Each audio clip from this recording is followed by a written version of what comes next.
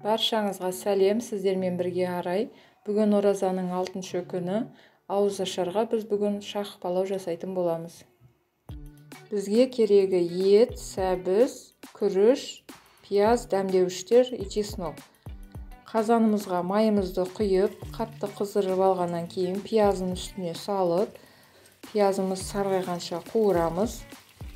Сары түсті болғанша. Енді үстіне етімізді салып қуырамыз. Еттің үстіне чеснок саламыз. Тағы да қуырып, тұз бен зираны қосып, баяу отта 10 минут қуырамыз.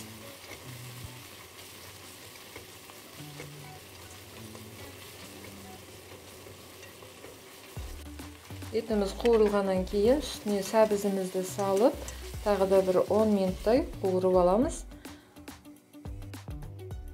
Қуырылып болғаннан кейін ожауымыздың көмегімен жұмсақ болып осылай бөлінсе, онда үстіне етпен бірдей қылып, су құйып, бұқтырып, еті әбден пісқанша баяу отта пісіреміз.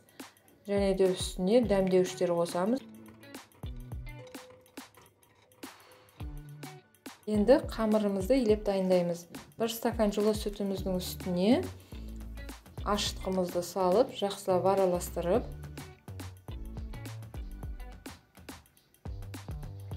тұз бен қантымызды да салып араластырамыз.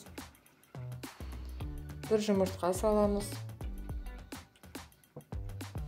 Және де бөлме температурасындағы сары майды қосып,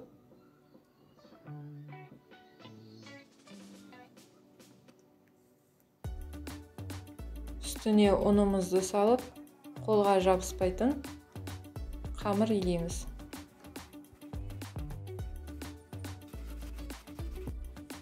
Осындай жұмсақ, қолға жабыспайтын қамыр болу керек. Біраз қойып қоямыз, күрішіміз пісқанша. Мінекей етімізде бұғып пісіп дайын болды.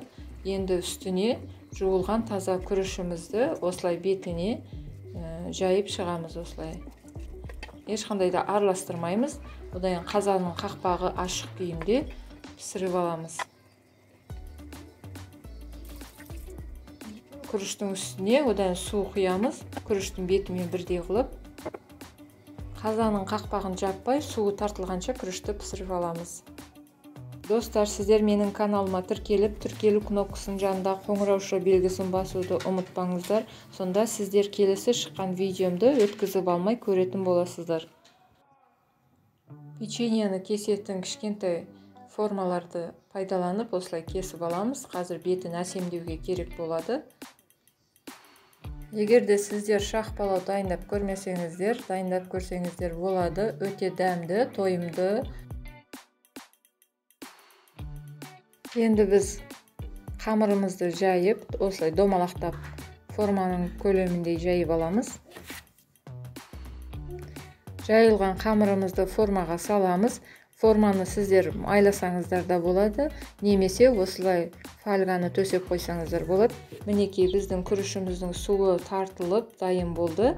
Енді кезекте жәнегі дайындаған қамырымыздың үстіне саламыз.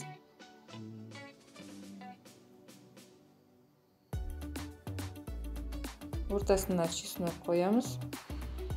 Енді бетіне жабатын қамырды дайындаймыз. Осылай жұқа қылып жайып аламыз да, бетіне төсеп, шеттерін бүктеп, әдемілеп өздеріңіз қалауларыңыз бойынша, жәнегі кесіп алған формаларымызды бетіне қойып әсемдеп, үстіне жұмыртқасын жағып, 170-180 градуста 40 минуттай пісіріп аламыз. Мінекей пісіп дайын болды. Және де мен изюминка салатын дайындадым. Бірақ толық нұсқасын салған жоқпын, өйткені кешегі видеода көрген болсаңыздар, сонда жасалу жолы тұр. Немесе осы видеоны бірінші рет көрген болсаңыз, онда ауызашардың 5-ші күніне арналған видеодан көре аласыздар. Сіздер менімен бірге болғандарыңызға қуаныштымын. Ұстаған оразаларыңыз қабыл болсын.